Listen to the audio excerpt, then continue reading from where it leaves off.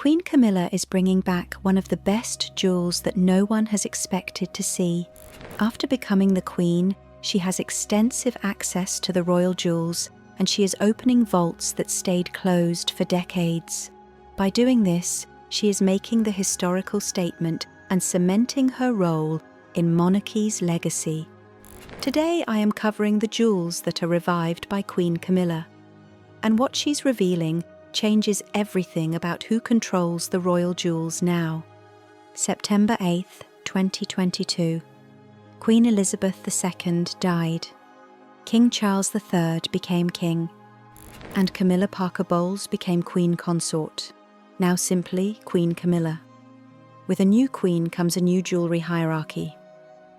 For 20 years as Duchess of Cornwall, Camilla had access to specific pieces. Pieces Queen Elizabeth loaned her, pieces she could borrow. But now, as Queen, Camilla controls access to the entire royal collection. And she's making choices that surprise even royal jewellery experts. Let me show you every detail. Let's start with the tiara Camilla wears most often as Queen, the Belgian Sapphire tiara. This tiara has a complicated history. We don't know exactly when it was made or who made it. What we do know is this. The tiara features large sapphires set in a diamond framework. The design suggests it was created in the late 1800s or early 1900s. The style matches that era. The tiara came into the British royal collection through Princess Louise of Belgium. Princess Louise of Belgium had owned this tiara, and Van Cleef and Arpels acquired the piece in the 1950s, and Queen Elizabeth II purchased it in 1963. But here's the thing, she barely wore it. Queen Elizabeth had over a dozen tiaras. She had favourites: the Girls of Great Britain and Ireland tiara, the Grand Duchess Vladimir tiara, the Brazilian aquamarine, the Belgian sapphire tiara, rarely seen. There are only a handful of photographs of Queen Elizabeth II wearing this tiara. State visits in the 1960s, a few formal events, then it went into the vaults, for years, decades even, until Queen Camilla. Since becoming Queen Consort in September 2022, Camilla has worn the Belgian sapphire tiara multiple times. In November 2023 to the state banquet for the President of South Korea. In December 2023 to the diplomatic reception at Buckingham Palace. In 2 years, Camilla has worn this tiara more than Queen Elizabeth wore it in 70 years. Let me describe the tiara in detail. The tiara features 5 large oval sapphires, deep blue. Each sapphire sits in a diamond cluster setting. Brilliant cut diamonds surround each sapphire. Between the sapphires are diamond scroll elements, intricate swirls and curves. The base of the tiara is also a diamond set, a continuous line of diamonds. The sapphires are substantial. Each one is estimated at 10 to 15 carats. The diamonds are estimated at 30 to 40 carats total. The setting style suggests the late Victorian or Edwardian era. The tiara is approximately 2.5 inches tall at the centre. It sits relatively high on the head. The deep blue sapphires contrast beautifully with the white diamonds. Why did Queen Elizabeth barely wear it? Possibly because she preferred other pieces. Possibly because the style was too old-fashioned for her taste. But Camilla loves it. She pairs it with sapphire earrings and necklaces, creating a full sapphire parure. The Belgian sapphire tiara represents Camilla's first major vault choice as Queen. She didn't choose Queen Elizabeth's favourites. She chose a piece that had been sitting unused. And she made it one of her signature pieces. That's not just wearing jewellery. That's making a statement. The vaults are open, and Camilla decides what comes out. Now let me tell you about one of the most spectacular pieces in the royal collection, the Delhi Durbar tiara. This tiara was created in 1911, made by Garrard, the crown jeweller. It was commissioned by Queen Mary, wife of King George V. To understand this tiara, you need to understand the Delhi Durbar. The Delhi Durbar was a massive ceremony held in Delhi, India, on December 12, 1911. King George V and Queen Mary travelled to India to be crowned Emperor and Empress of India. The ceremony was enormous. Hundreds of thousands of people attended. For this occasion, Queen Mary needed spectacular jewellery. She commissioned Garrard to create a tiara specifically for the Delhi Durbar. The original design featured emeralds and diamonds. The tiara had large cabochon emeralds, smooth domed emeralds without facets. These emeralds were set into a diamond framework, elaborate scrollwork, arches, intricate patterns. Queen Mary wore this tiara at the Delhi Durbar in 1911. But the tiara's story doesn't end there. By 1922, Queen Mary made a change. She removed the original emeralds from the tiara. She replaced them with the Cambridge emeralds. The Cambridge emeralds are some of the most famous emeralds in the royal collection. They originally belonged to Princess Augusta of Hesse-Kassel, Duchess of Cambridge. Augusta died in 1889. Her emeralds passed to her daughter-in-law, Queen Mary. Let me describe the current tiara in detail.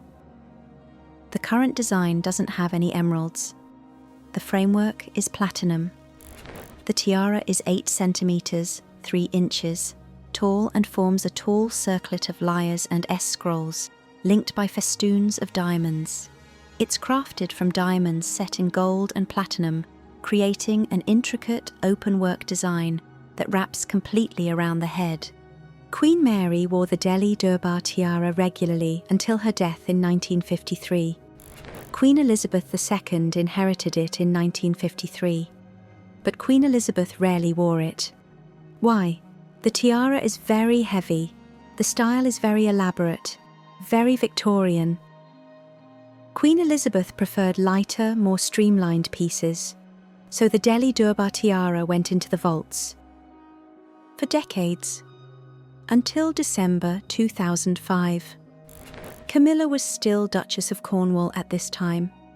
Not yet Queen. There was a state banquet at Buckingham Palace.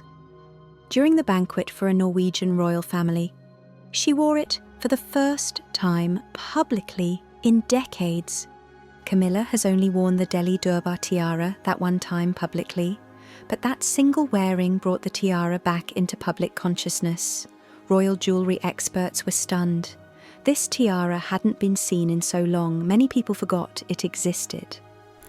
Camilla wearing it reminded everyone, the vaults hold treasures we rarely see. And with the right occasion, those treasures can emerge. Created for an emperor and empress in 1911, hidden for decades, brought back by Camilla in 2005. Now let me tell you about the most extraordinary vault resurrection of all, the Rothschild diamond watch brooch.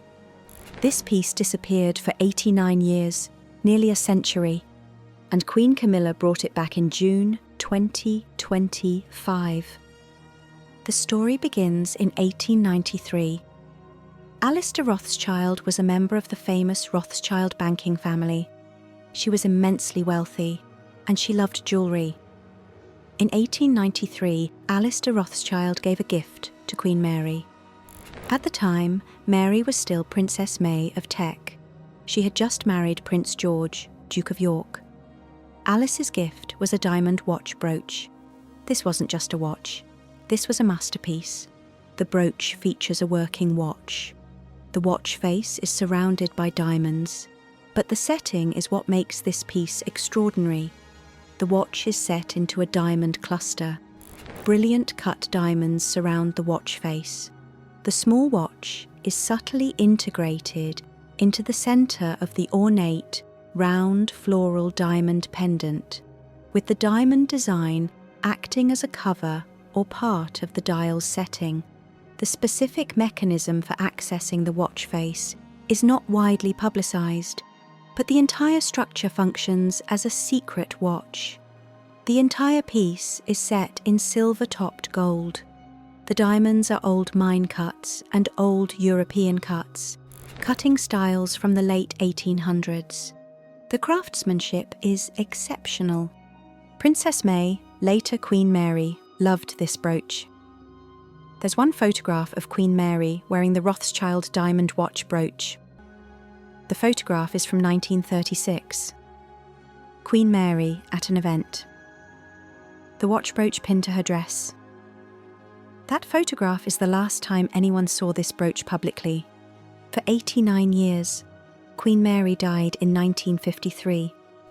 The brooch passed to Queen Elizabeth II, but Queen Elizabeth II never wore it publicly, not once. It sat in the vaults, forgotten, hidden. Until June 2025. Royal Ascot, the most prestigious horse racing event in Britain. Queen Camilla attended. She wore a cream coat, a matching hat, and on her coat, pinned prominently, was the Rothschild diamond watch brooch. Royal jewellery experts were shocked. Nobody had seen this piece since 1936, and Camilla brought it back. Why did this brooch stay hidden so long? We don't know for certain, but we can speculate. Queen Elizabeth II had hundreds of brooches. She had favourites. The Cullinan diamonds, the Greville bows, her mother's pieces, the Rothschild watch brooch, while beautiful, may have seemed old-fashioned, too Victorian, or maybe it was simply overlooked, lost in the enormous collection.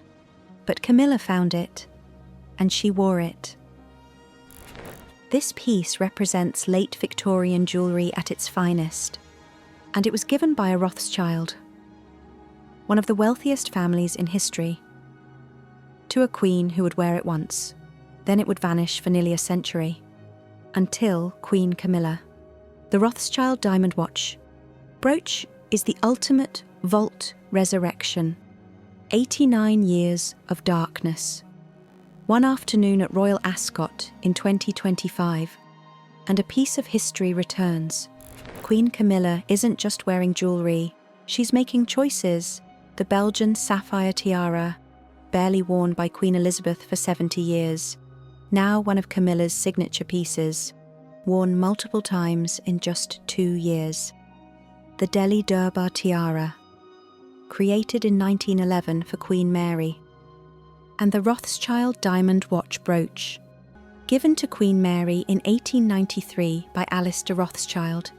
These 3 pieces tell us something important. The royal vaults hold treasures most people have never seen. Queen Elizabeth II had favourites, pieces she wore repeatedly, but she also had hundreds of pieces she never touched. Camilla is going through those vaults. She's finding pieces that sat unused for decades.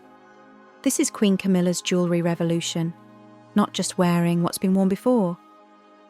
Opening the vaults, exploring the collection, bringing history back into the light. And if you want to see more about royal jewellery resurrections and which pieces are still hiding in those vaults, subscribe and hit the notification bell. Thanks for watching. I'll see you in the next one.